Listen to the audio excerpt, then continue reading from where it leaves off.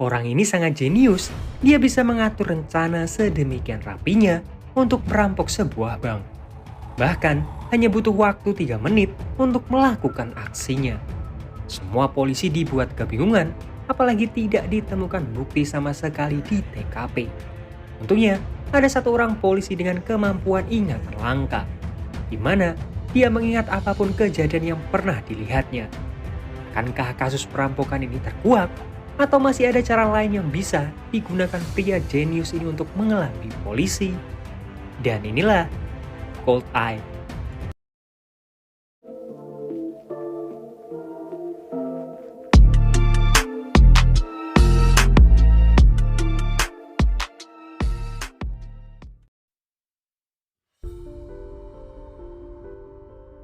Di sebuah kereta pagi itu, terlihat seorang wanita bernama Ha Yunju. Dia terus memperhatikan seorang pria bernama Huang. Waktu terus dihitung sambil sesekali dia melihat ke arah jam. Sementara seorang pria bernama James masuk ke dalam kereta yang sama yang ditumpangi Yunju. Teleponnya berdering, seseorang memesan makanan dan James langsung membuka buku menu yang dia bawa. Sementara Huang yang berdiri tidak sengaja menabrak penumpang di depannya. Wanita yang ditabraknya terlihat kesal dan Yonju terus mengawasinya. James lalu lewat tepat di belakangnya. Saat keretanya berhenti, Yonju terus mengikuti Huang. Sementara James seperti punya sebuah rencana. Dia lalu masuk ke gedung parkiran. Karena terdengar suara langkah kaki, James mencoba untuk bersembunyi. Dirasa aman, dia lalu menunggu sinar matahari menyorot ke CCTV. Saat waktunya pas, dia langsung membobol masuk ke salah satu mobil. Ternyata, James sedang memasang bom di mobil tersebut. Kembali ke Yonju yang terus mengawasi dan mencoba untuk mengikuti Huang. Entah kenapa, dari tadi, Huang terus saja menelpon rekan-rekannya. Hingga pada akhirnya, Huang berhenti di sebuah restoran.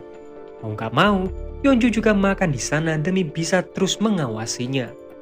Sementara James sudah ada di rooftop gedung yang berbeda. Dia sedang mengawasi keadaan di sekitar sana. James selalu memberikan kode ke rekannya. Beberapa pria dengan senjata lengkap juga sudah bersiap. Mereka semua bersiap menunggu kode dari James. Ketika tepat jam 4, bom di dalam mobil itu meledak. Polisi dan pemadam kebakaran segera bergegas ke TKP ledakan. Di saat itulah, kelompoknya James ini melancarkan aksinya, yaitu merampok sebuah bank. Rekannya lalu melapor bahwa semua memori CCTV sudah dibereskan. Mereka lalu mulai mengambil beberapa barang berharga di berangkas. Anehnya, mereka seperti sudah tahu berangkas-berangkas mana yang harus mereka bobol, dan hanya mengambil surat-surat berharga. James yang terus mengawasi mendengar dari radio kepolisian bahwa polisi sedang bergerak menuju ke bank. Dengan perhitungan dari James, mereka punya waktu 1 menit untuk segera kabur dari sana. Tapi ternyata ada satu anggota yang serakah mengambil beberapa uang di berangkas.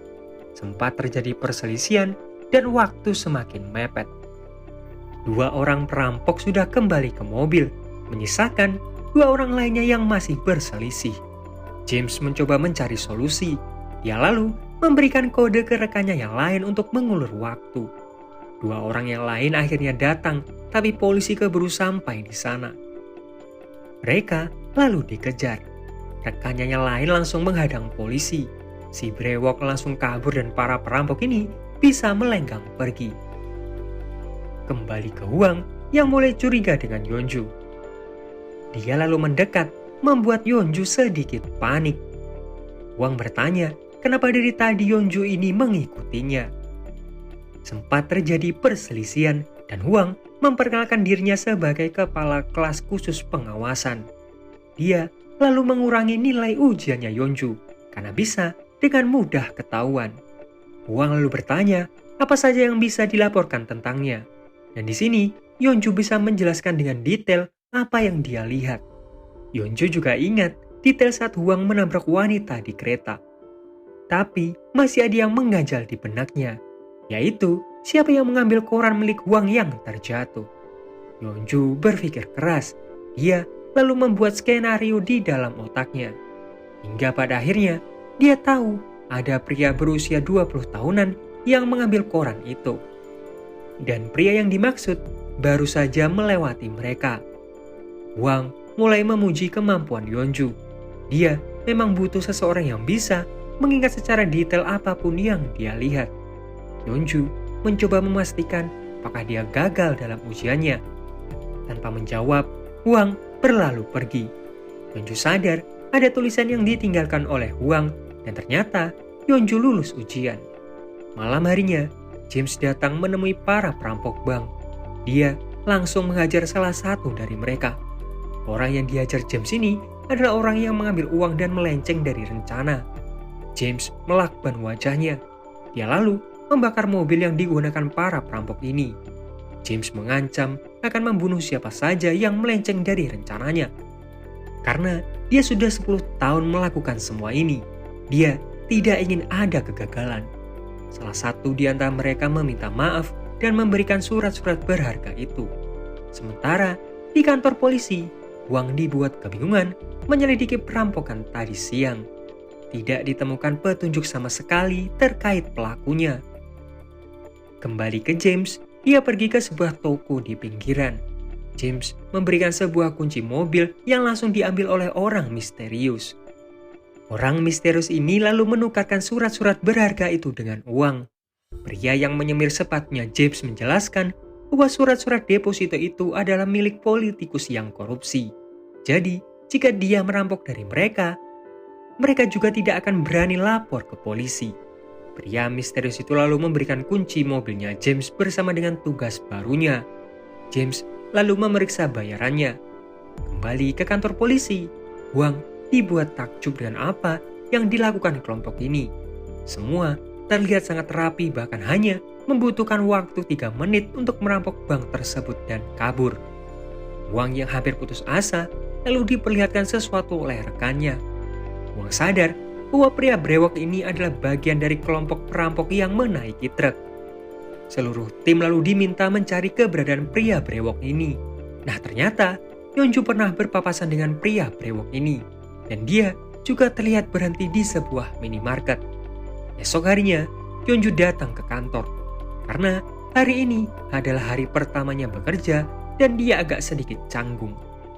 Tapi Wang langsung memintanya untuk membantu dalam penyelidikan kasus perampokan baru-baru ini. Yeonju diperkenalkan dengan direktur di sana.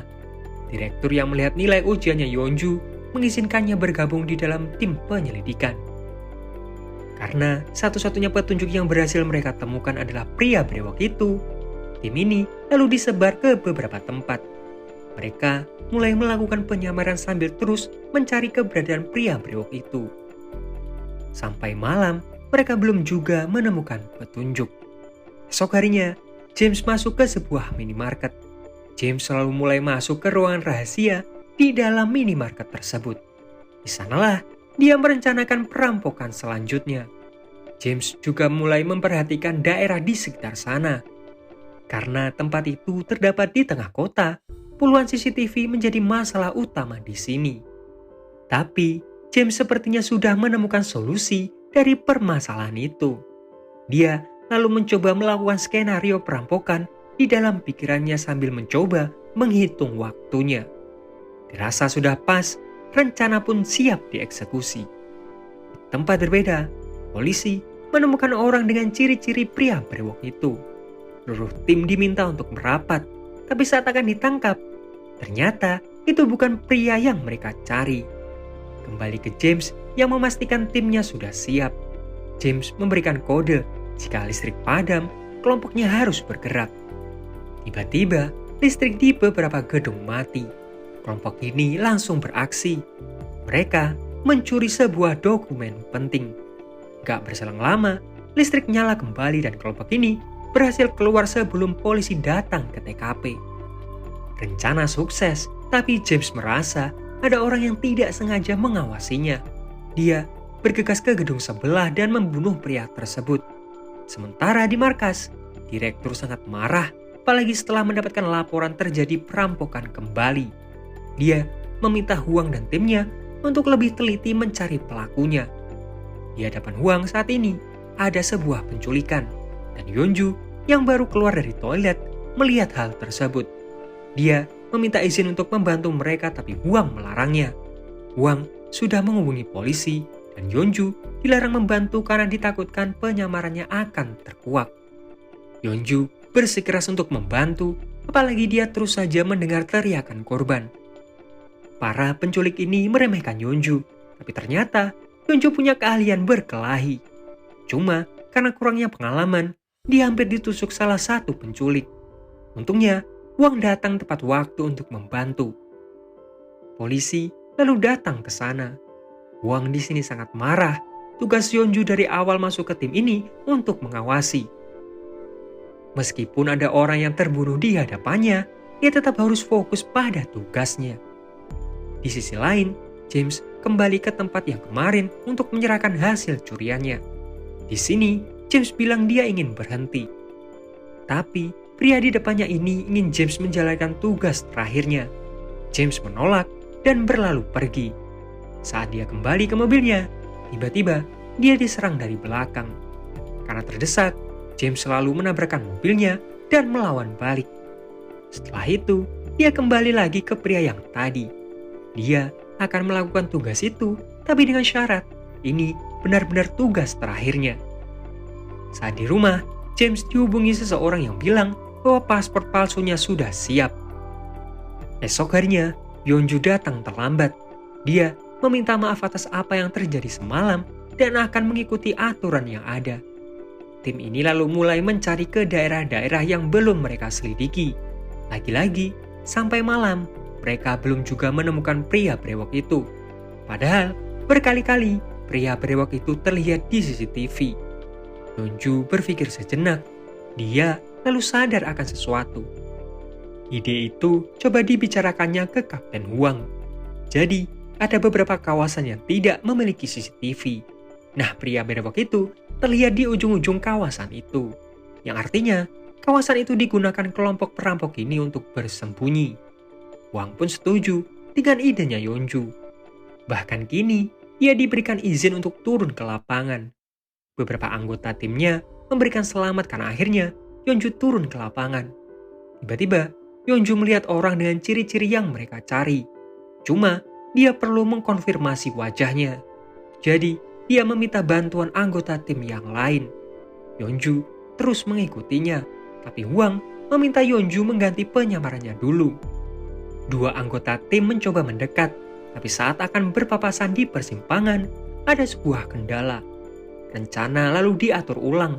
Untungnya, pria yang dicurigai itu masuk ke minimarket, di mana ada salah satu anggota tim ini yang menyamar sebagai kasir.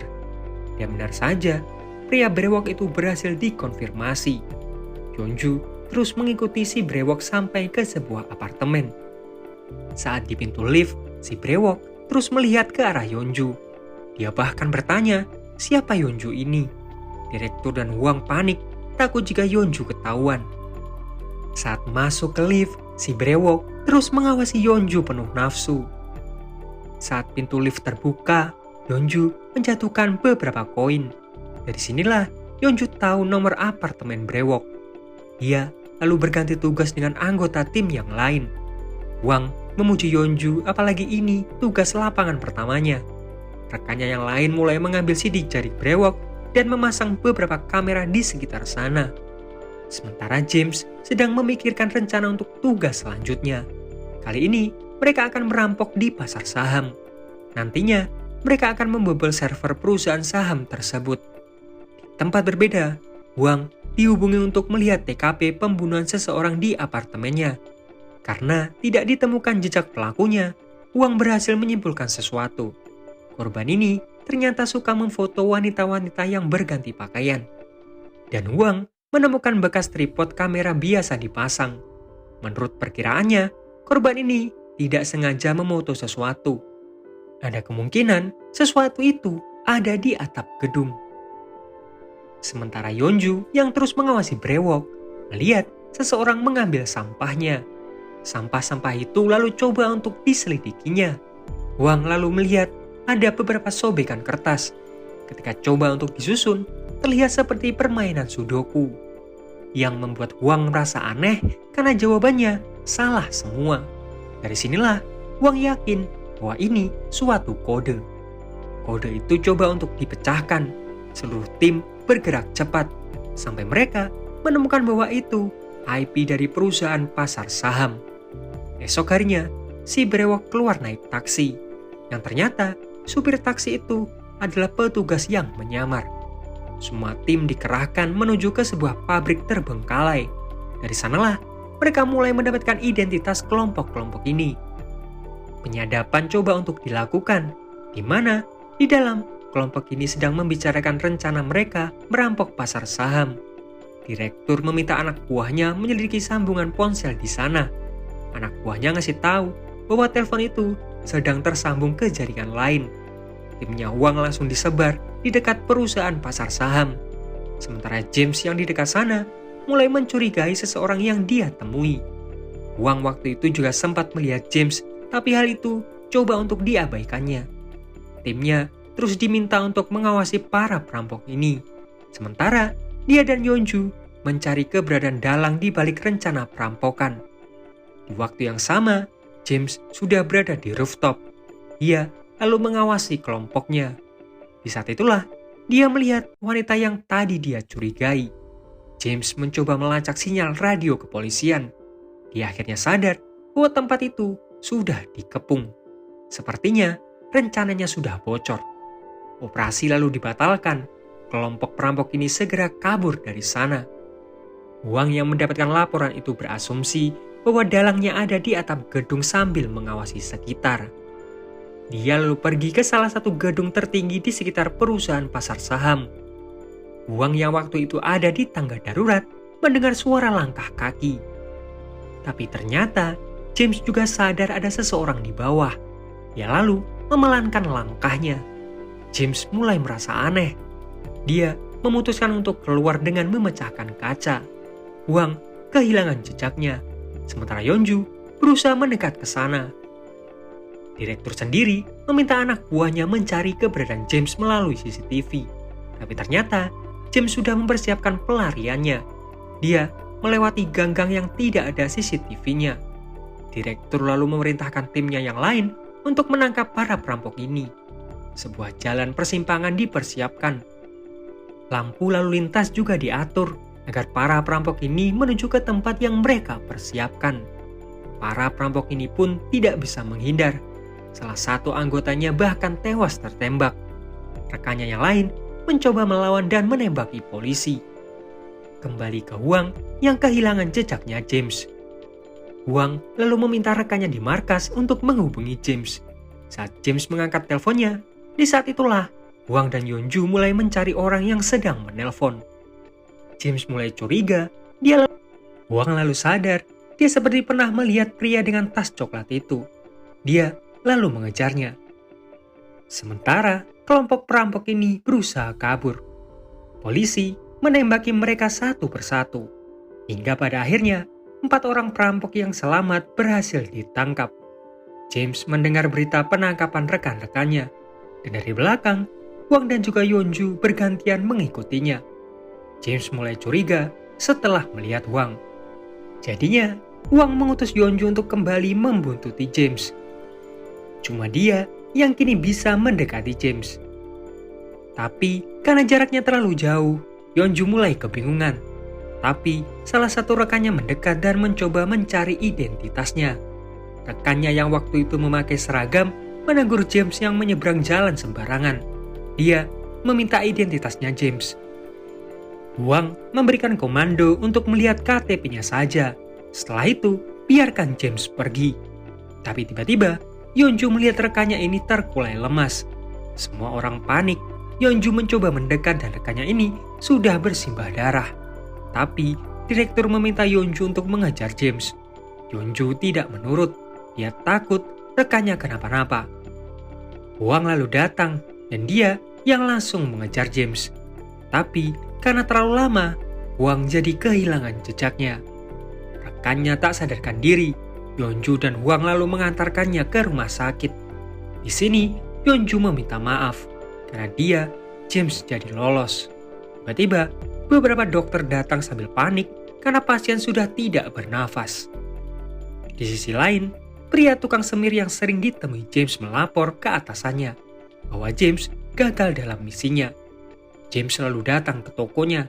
Tengah jalan, dia dicegat beberapa anak buahnya.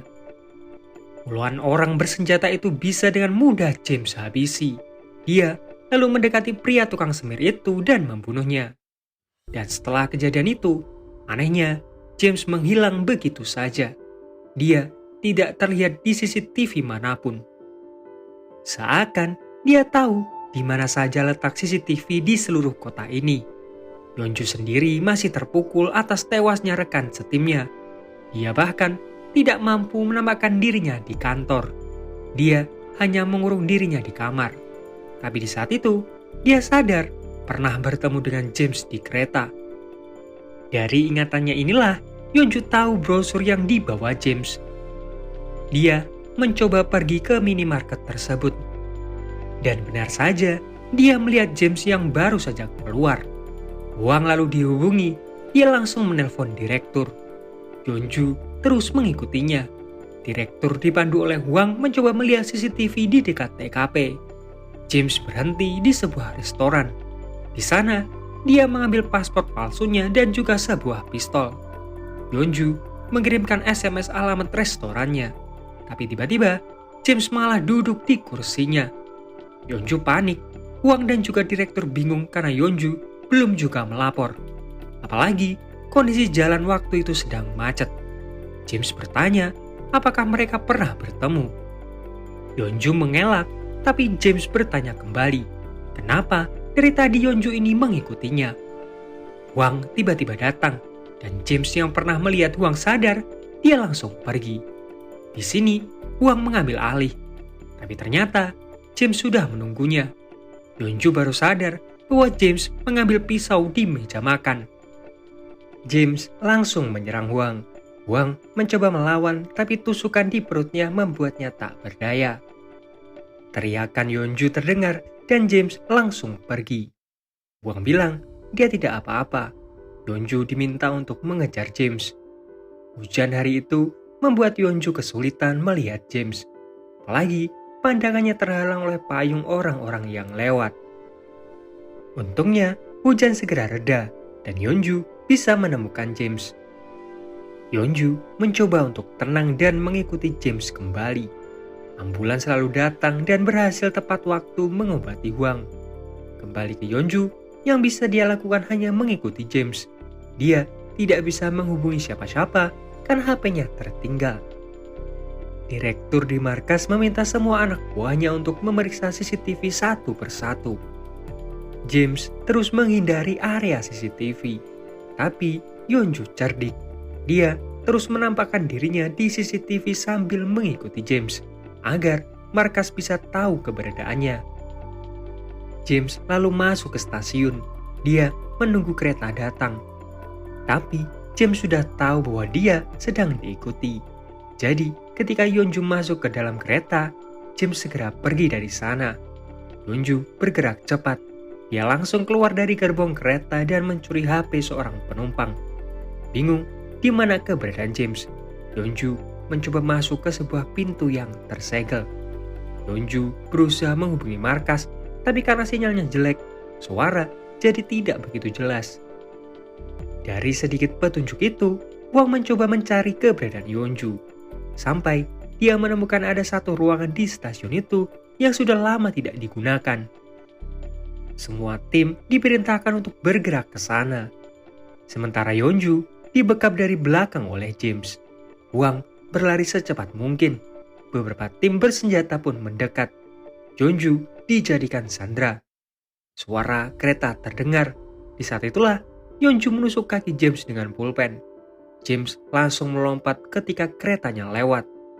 Mereka mulai kehilangan jejaknya James. Tapi di ujung terowongan, Hwang sudah menunggunya. Suara kereta terdengar jelas dari belakangnya Hwang. Di saat-saat terakhir, meskipun gelap, Hwang berhasil menembak James. Dan ternyata, kereta berbelok karena sebelumnya James sudah mengganti jalur keretanya. Yeonju lalu melapor bahwa James akhirnya tertangkap. Hari berlalu, Yeonju dan rekan-rekannya yang lain memakai seragam lengkap, pergi ke pemakaman rekannya yang tewas. Sebuah kereta berhenti, seorang pria menggunakan tas coklat turun, dan terlihat timnya Hwang sedang mengawasinya. Yeonju lalu memastikan bahwa itu adalah target yang mereka cari. Jadi, pria ini diduga adalah James kedua, karena James sebelumnya sering bertemu dengan pria ini. Kini, misi baru dimulai kembali. Dan film pun berakhir. Nah, itu tadi alur cerita film Cold Eye. Masih berharap film ini ada kelanjutannya. Tapi gak tahu kenapa sampai sekarang masih belum ada film keduanya. Nah, seperti biasa, like kalau kalian suka, dislike kalau enggak, subscribe kalau belum. Sampai jumpa lagi.